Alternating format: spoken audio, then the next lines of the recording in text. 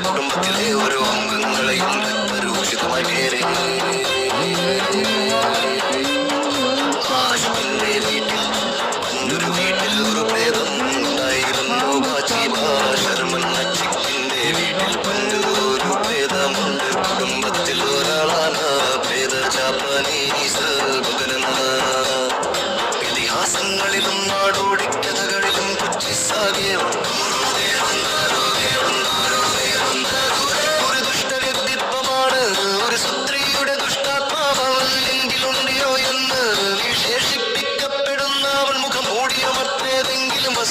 ഉപയോഗിച്ച് മുഖം ഭാഗികമനെ മുത്തയും ഒരു ജോലി കത്തികലെത്തിയല്ലെങ്കിൽ മറ്റു മൂർച്ചയുള്ള വസ്തു കൈവശം വയ്ക്കുകയും ചെയ്യുന്നു. ഏകദേശം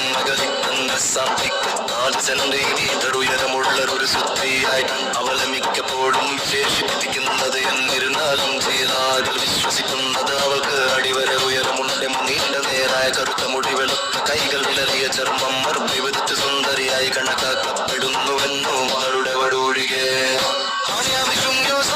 എഴുതിയ ഒരു രംഗത്തിലെ ഒരു കുറ്റിസാകെ ഒന്നാക്കിടം നഷ്ടമൊന്നു വന്നു. ഒരു സമകാലിക യോഗായിയായി വിശേഷിപ്പിച്ചിരിക്കുന്നു.